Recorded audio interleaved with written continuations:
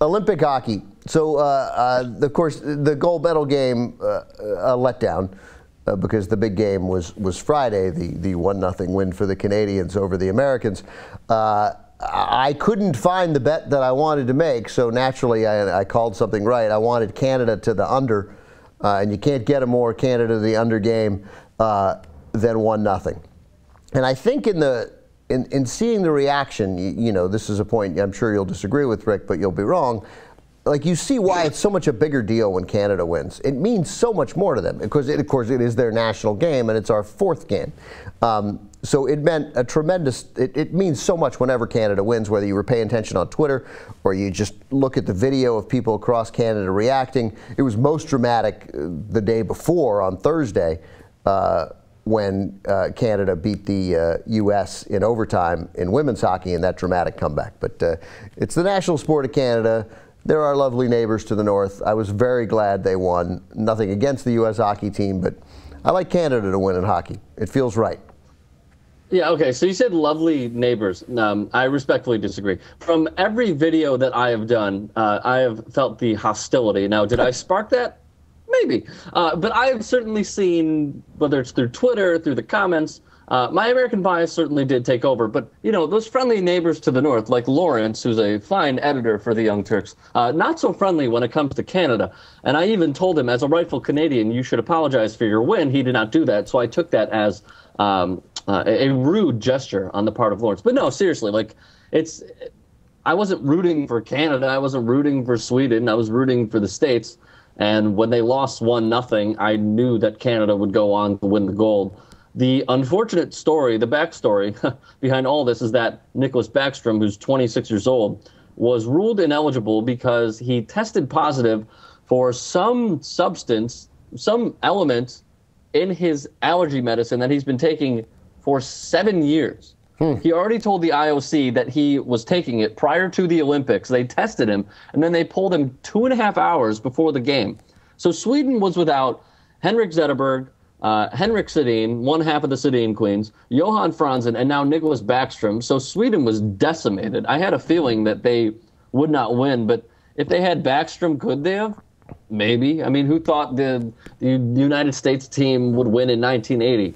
I mean, that's sort of what we live for. But that's the backstory that I thought was just so, it was bullshit, but it was also just tough to see because you're reading the story about Backstrom. You hear the press conference. People are tweeting that he's nearly in tears.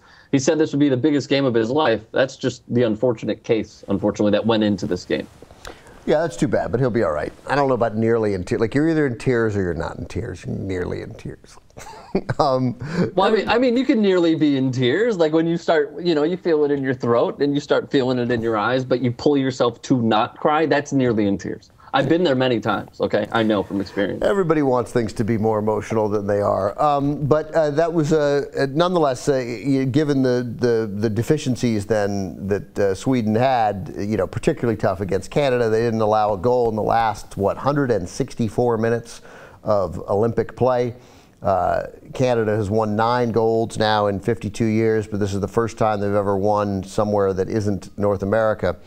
And I think that's right, which seems rather staggering. They've won 9. No, that is right. I mean, the big question was if they would be great on a bigger ice surface, but they were. Defensively, they were great. I mean, it was some of the best hockey I've ever seen defensively. Like Crosby and Taves didn't score, 2 captains, and one of them, the actual captain of not only their club, the Pittsburgh Penguins, but country Canada, they didn't score until the final game. So, I mean, defensively, it was astounding and tremendous to watch. How could they have won 9 Olympic gold medals since 1952? It just doesn't seem fair to the other countries. Now, in retrospect, I'd like Canada to lose. They've won enough. I like dominance in sport from a country. I just said sport. God damn it. I like dominance in sports. You said sport! I did. It's a sad day. It's a sad day. Rick is frozen, by the way. I saw that. Rick has managed to do the impossible. He's frozen in Mexico. I can't believe, I like it when a country like Canada dominates in sports, like in a certain sport. There we go. You know, because it's Canada, for crying out loud. There's like 275 people in the whole country. What does that mean for Canada, crying out loud? What the fuck does that mean? They're Canada. They don't lead the way in anything.